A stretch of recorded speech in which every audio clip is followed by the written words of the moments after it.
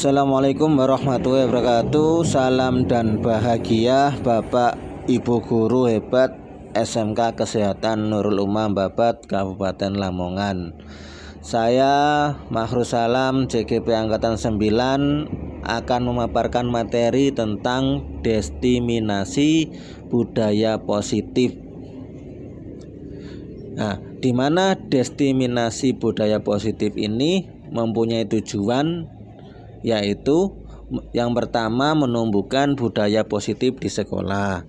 Yang kedua, menumbuhkan motivasi intrinsik pada siswa. Pada tujuan tersebut yang nantinya mempunyai tolak ukur. Nah, tolak ukur nanti juga ada dua juga. Yang pertama, siswa mampu membuat keyakinan kelas. Yang kedua, siswa mampu menerapkan keyakinan kelas yang sudah disepakati secara berkelanjutan atas kesadaran sendiri pada siswa tersebut. Dari tolak ukur tersebut nanti punya sebuah harapan. Harapan saya semoga penerapan pada budaya positif dapat terwujud baik di lingkungan sekolah, di rumah, di lingkungan masyarakat, agar tercipta suasana belajar yang aman, nyaman, dan menyenangkan. Kemudian dari harapan tersebut ada konsep inti budaya positif. Ada 8. Yang pertama, disiplin positif. Yang kedua, nilai-nilai kebajikan. Yang ketiga, teori motivasi perilaku manusia. Yang keempat, hukuman dan penghargaan. Yang kelima, keyakinan kelas. Kemudian yang keenam, kebutuhan dasar manusia. Yang ketujuh, 5 posisi kontrol. Yang terakhir adalah segitiga restitusi. Perubahan paradigma stimulus respon dan teori kontrol. Nah, ini ada sebuah tabel ini mencerminkan dari stimulus respon dan teori kontrol. Kita coba baca satu ini. Kita mencoba mengubah orang agar berpandangan sama dengan kita. Ini stimulusnya respon. Kalau teori kontrolnya gimana? Kita berusaha memahami pandangan orang lain tentang dunia. Kemudian juga perilaku buruk dilihat sebagai suatu kesalahan. Nah, ini stimulus responnya. Kemudian teori kontrolnya gimana? Semua perilaku memiliki tujuan. Nah, ini Bapak Ibu bisa dibaca di PowerPoint yang saya paparkan ini, yang nantinya akan bisa memahami mana yang paradigma stimulus respon dan teori kontrol. Kemudian saya menjelaskan tentang disiplin positif. Bapak pendidikan kita yaitu Ki Hajar Dewantara menyatakan bahwa di mana ada kemerdekaan, disitulah harus ada disiplin yang kuat. Sungguh pun disiplin itu bersifat self-disiplin, yaitu kita sendiri yang mewajibkan kita dengan sekeras-kerasnya. Tetapi itu sama saja, sebab jikalau kita tidak cakap melakukan, wajiblah penguasa lain mendisiplinkan diri kita dan peraturan. Demikian itulah harus ada dalam suasana yang merdeka.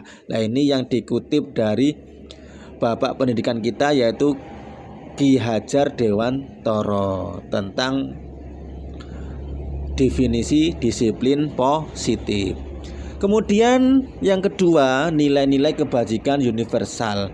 Salah satunya adalah nilai-nilai kebajikan yang ingin dicapai oleh setiap anak Indonesia yang kita kenal dengan profil pelajar Pancasila, yaitu yang pertama, beriman, bertakwa kepada Tuhan Yang Maha Esa dan berakhlak mulia. Yang kedua, mandiri.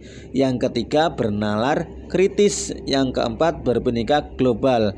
Kemudian yang keempat, bergotong royong. Dan yang terakhir adalah kreatif. Kemudian dari hasil nilai-nilai kebajikan tadi pada universal, nilai kebajikan pada keyakinan kelas juga ada peraturan dan ada keyakinan. Nah, dari tabel ini ada 2 nilai. Yang pertama peraturan, yang kedua adalah keyakinan kelas.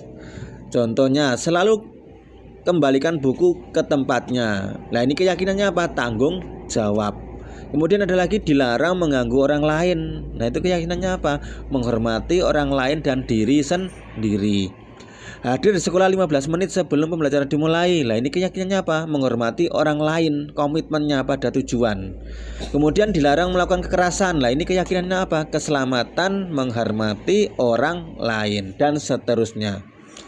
Kemudian dari nilai kebajikan dan keyakinan kelas itu ada 3. Yang pertama hukuman, yang kedua adalah konsekuensi, yang ketiga adalah restitusi. Kita kutip yang pertama, sesuatu yang menyakitkan harus terjadi, itu hukuman. Kalau konsekuensi, sesuatu yang harus terjadi. Sedangkan kalau restitusi merupakan pilihan. Kita kutip yang nomor 2, tidak nyaman untuk murid atau anak untuk jangka waktu panjang, ini hukuman. Kalau konsekuensinya tidak nyaman untuk murid atau anak untuk jangka pendek. Kalau restitusinya menguatkan untuk murid atau anak dalam jangka waktu yang panjang. Jadi ada 3 untuk dalam keyakinan kelas. Yang pertama hukuman, yang kedua konsekuensi, yang ketiga adalah restitusi, dan seterusnya. Kita nanti poin-poin ini nanti kita bahas bersama-sama Bapak Ibu guru nggih. Kita lanjut ke slide selanjutnya. Hukuman itu apa? Hukuman itu bersifat tidak terencana atau tiba-tiba. Anak atau murid tidak tahu apa yang akan terjadi dan tidak dilihat ya. Hukuman bersifat satu arah dari pihak guru yang memberikan, dan murid hanya menerima suatu hukuman tersebut tanpa melalui suatu kesepakatan atau pengarahan dari pihak guru, baik sebelum atau sesudahnya. Hukuman yang diberikan bisa berupa fisik maupun psikis. Murid atau anak yang disakiti oleh suatu perbuatan atau dengan kata-kata. Kemudian konsekuensi ini diselipin dalam bentuk konsekuensi sudah terencana atau sudah disepakati, sudah dibahas dan disetujui oleh murid dan guru. Umumnya bentuk-bentuk konsekuensi dibuat oleh pihak guru sekolah dan murid sudah mengetahui sebelumnya konsekuensi yang akan diterima bila ada pelanggaran.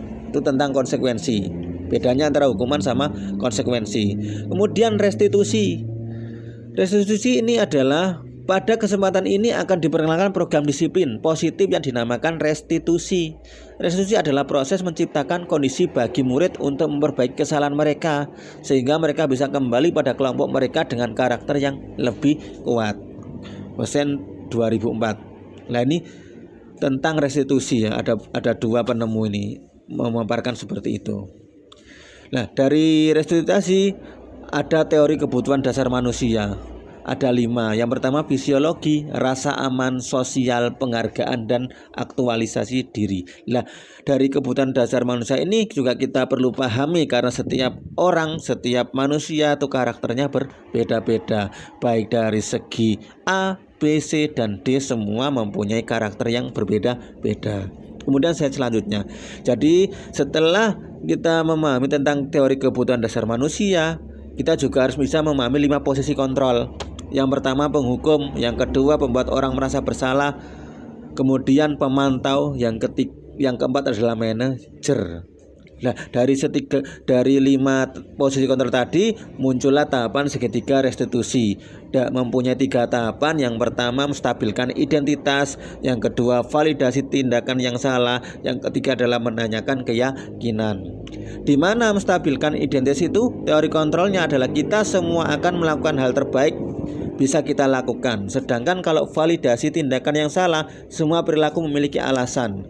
Kemudian kalau menanyakan keyakinan, nah kita semua memiliki motivasi internal. Nah, demikian yang dapat saya paparkan. Nanti kalau ada sharing non pertanyaan, kita sharing bersama-sama. Terima kasih, kurang lebihnya mohon maaf. Saya akhiri. Assalamualaikum warahmatullahi wabarakatuh. Salam guru hebat. Tergerak, bergerak, dan menggerakkan.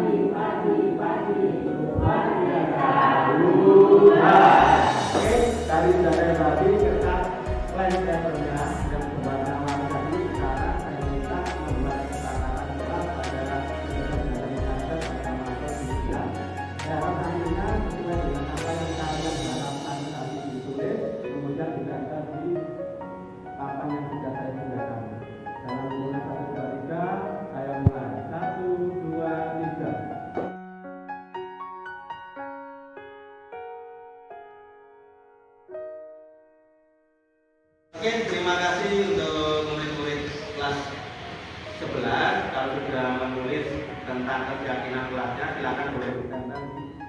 Silakan dimulai dari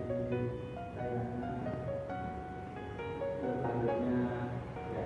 Atau bareng-bareng.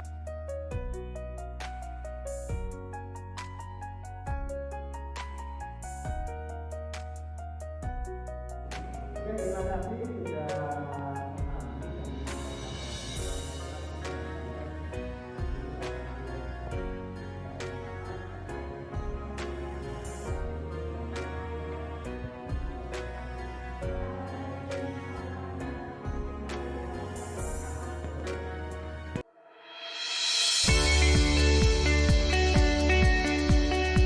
Assalamualaikum warahmatullahi wabarakatuh.